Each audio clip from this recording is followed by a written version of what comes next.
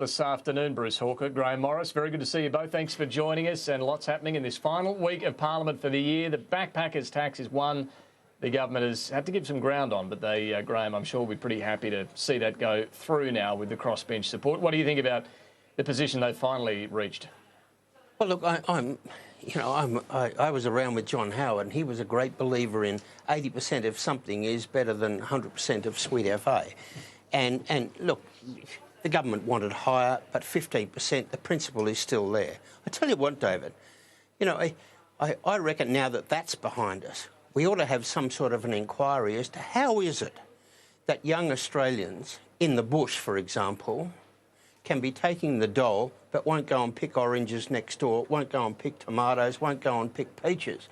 How is it that we've got a shortage of people? We bring them in overseas, the backpackers, they work their tail off, earn a bit of money, but why can't locals do it? Well, this is what I think, Bruce, is a really interesting and worthwhile amendment that Nick Xenophon's kind of forced the government into here. There will now be a 2-year trial where unemployed can go and pick fruit, earn up to $5,000 without losing any of their dole. We'll see in this trial over the next 2 years whether that's enough of an incentive to get them to do so. I was talking to one Liberal MP, Tony Passon, a little earlier. He doesn't think it's going to encourage many to make the 200 or 300 kilometre journey from Adelaide into the fruit picking areas to do it. But I don't know, if you can earn $5,000 without losing any of your dole, it'll be interesting to see. Well, it may well. We'll just have to wait and see. And I think it is a sensible measure by Nick Xenophon, frankly. And I don't think we should be dismissive of it before it actually happens. And, for a lot of people who get into a cycle of unemployment and start losing hope, the prospect of gaining, full-time employment, maybe this is exactly what they need to give them a bit of a kick start. Well, there's $5,000 I didn't know I was going to be able to have and still enjoy some of the benefits. Work pretty hard for it, though, to be fair. It's not an easy job. No, not an... That's true. I mean, picking oranges around Christmas time and 110 degrees in the water bottle, that's hard work. But still, the backpackers do it. Our own people won't. No, it's a fair point. A lot of people ask that question. Look, Nick Xenophon gets some credit. Pauline Hanson, though, Bruce Hawker, she gets credit here as well, having said the 15% is the way to go. Didn't budge, and that's where the government's had to come to. Yeah, indeed. Well, that was a sensible measure, wasn't it, really? Just let's split the difference. And I think most people would have said, well, actually, she's right about that. I saw Jackie Lambie was pretty upset, but I actually think that she was on the money with this one. And we shouldn't be totally dismissive of everything that Pauline Hanson says and does. Every now and then she's going to come up with a very solid proposal, and this was one. Yeah, and it'll be interesting to see if Labor stand by their 10.5%, particularly, probably forgotten about by the next election, but there's a big difference in revenue. I think it's over $100 million, maybe $200 million between the 10.5% they're saying and the 15% that will now go through. Look, the ABCC, that one's not there yet, but Grahame, reading the tea leaves and what crossbenchers are saying, how likely is it this will go through? Oh, look, it's really, really close. I don't think we'll know until the bells stop ringing, but... and this is the big one.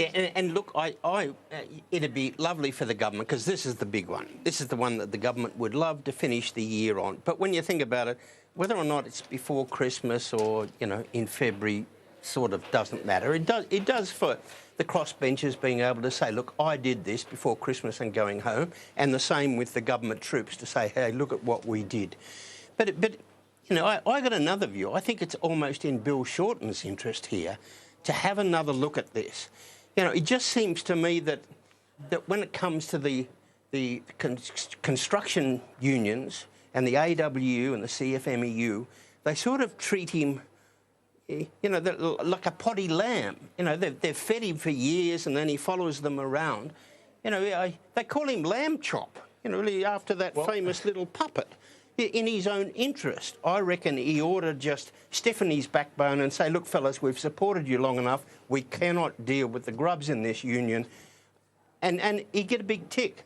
Yeah, I don't think it's going to happen. But, Bruce, the interesting thing is over the last week and a bit of Parliament sitting in this final fortnight, Labor obviously strongly believe the ABC is a bad idea. Have they asked one question about it in question time? No, they haven't. They don't seem to want to talk about it too much. No, look, I've said this before, David, and I'll say it again. I don't think this is a really good move for Labor. I can understand why it's happening. The CFMEU is a very powerful part of the bodies behind the Labor Party. But really, if I was them, I'd be wanting to see this thing go away. And I sort of agree with Grahame in that respect, that it's something which perhaps they'd be better off seeing the end of, so they're not brought back to be reminded about it subsequently. But on the other hand, it's not good for the government to look like they're not getting their agenda through either. I think the public does tend to be quite critical of governments which can't get its policy packages through, and particularly something that was a trigger for a double dissolution election. Yeah, this is a big issue, I think, for the Prime Minister. He would desperately want to see this thing sorted out so he could crow about it and show that he's controlling the Parliament. So there are losers all round in this piece of legislation. That's the way I see it. Yeah, Grahame, Labor far more interested in George Brandis today. The Attorney-General did give a lengthy statement to the Senate. This is all about the suggestion that there was a deal with WA, and certainly WA thinks there was a deal with the Commonwealth. They'd stay out of a High Court action and give the WA government the first run on $300 million worth of proceeds from the Bell Group as part of a long-running legal battle over that liquidation. But look, Brandis says no. When he found out, he was more than happy for the Solicitor General to have the ATO intervene, the Commonwealth intervene, and act appropriately. Labor's saying, well, he finally got there in the end. He was forced to get there. They still don't believe all of the answers have been given. What do you think about all of this? Well, I'm only a bush lawyer, but you have a quick look at what the Attorney-General did and what he said in the Parliament today, and it seems to me that he acted appropriately. It seems to me that the Labor Party has got the wrong person. They ought to be sending smoke signals and pigeons to Joe Hockey in Washington. Because he's the one, the West Australian Treasurer, says the deal if there was any nod and a wink, it was from Mr Hockey. But even then, it looks pretty thin that there was. But okay, so say Joe Hockey did a deal. George Brandis was still Attorney General at the time he was Treasurer. He's been Attorney General throughout both Abbott and Turnbull's time. Wouldn't he have?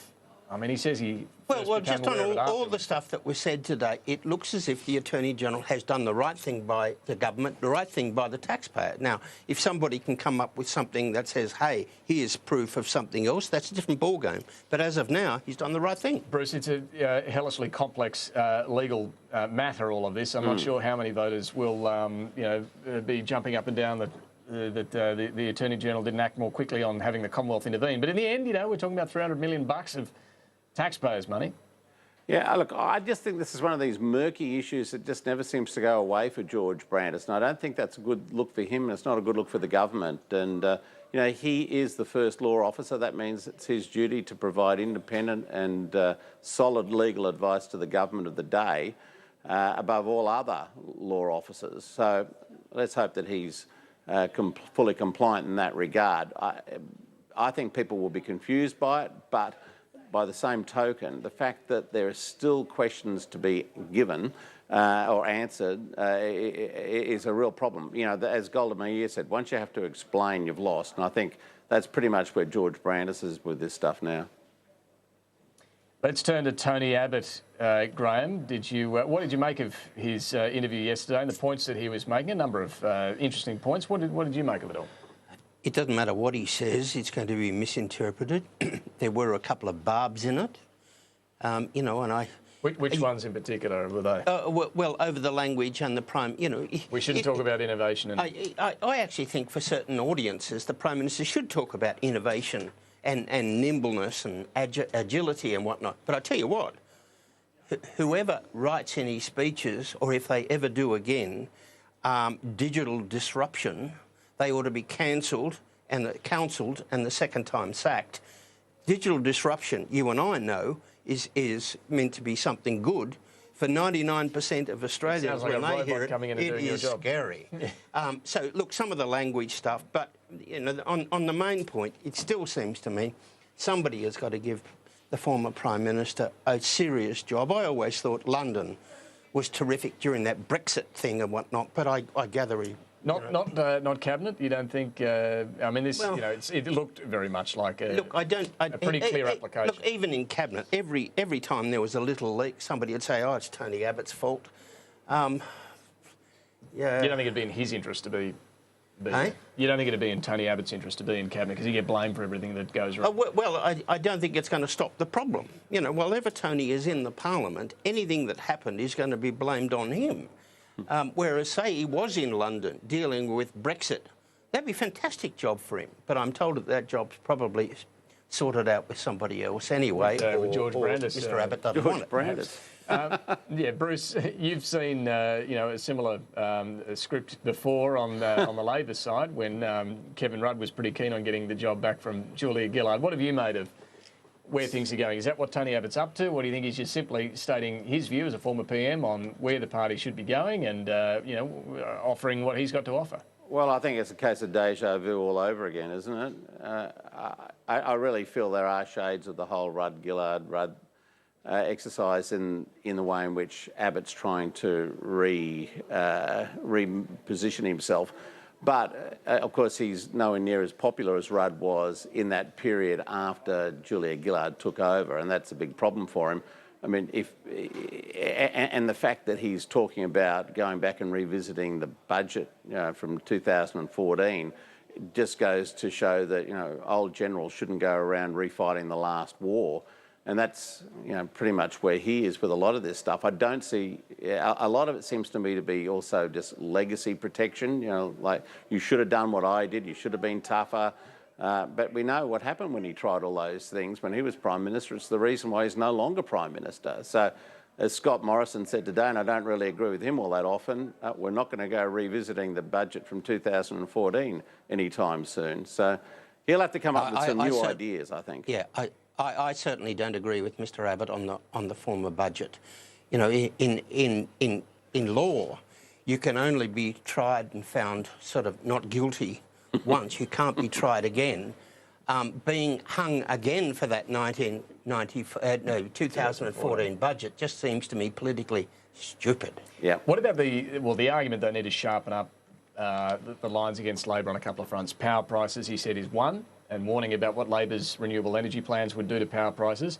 And the other was about the budget, but putting aside whether it's going back to the 2014 ideas or not, it was about highlighting the fact that Labor stands for higher taxes, we stand for lower spending.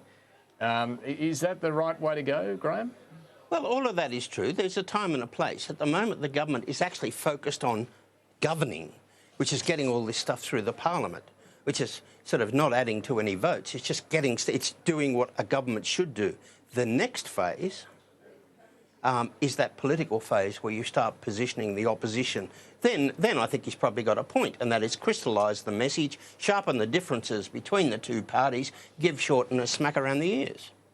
Yeah, look, we're just finally on this, Bruce. Is Labor vulnerable on renewable energy, on power prices? I mean, Tony Abbott and others point to what happened in South Australia, and with Labor really yet to detail how it would get to 50% renewable energy as its goal is stated. Is there some vulnerability there? Look, yeah, there's always a bit of vulnerability around these issues, even though it's clearly the right thing to be doing, given the state of the world's temperature and the state of the climate. But it is easier to do this when you're the opposition attacking the government, which is what Abbott was doing effectively when he was Leader of the Opposition and when these were big issues for him.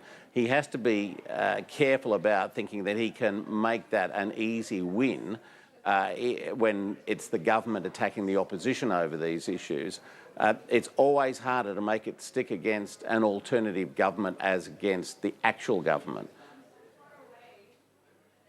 All right, we're going to have to wrap it up. We'll catch you both next week. In fact, next week Parliament will have risen, hopefully, and we'll have a reflection on the year, what some of the highlights have been, how various players are positioned heading into the Christmas break. Bruce, Hawker, Grahame Morris, good to talk to both of you. Thank you very much for that. We will take a quick break.